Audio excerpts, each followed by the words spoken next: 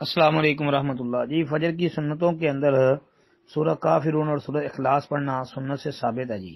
فجر کی سنتوں میں جیسا کہ صحیح مسلم میں 726 نمبر حدیث ہے، نبی علیہ الصلوۃ والسلام نے فجر کی دو سنتوں میں سورہ کافرون اور سورہ اخلاص کی قرات کی تھی۔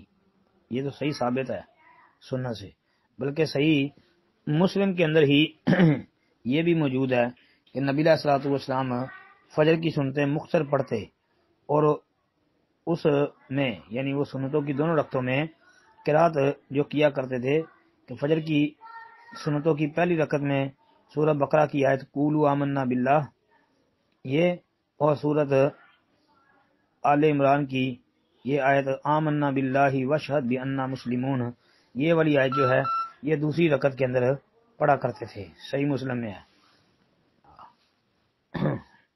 اور اسی طرح صحیح ابن حبان وغیرہ کے اندر بھی ایک حدیث ہے کہ ایک آدمی نے کھڑے ہو کر فجر کی دو سنتیں پڑھی، پہلی رکعت میں سورہ کافرون پڑھی تو نبی علیہ السلام نے فرمایا کہ اس نے اپنے پروردگار کو پہچان لیا، اور جب دوسری رکعت میں اس نے سورہ اخلاص پڑھی تو نبی علیہ السلام نے فرمایا یہ اپنے اللہ پر ایمان لایا۔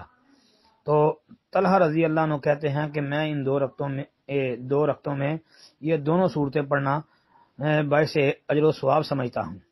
یہ صحیح ابن حبان کے اندر 2460 نمبر حدیث ہے، انشاءاللہ حدیث حسن درجے کی ہے جی۔ السلام علیکم ورحمۃ اللہ۔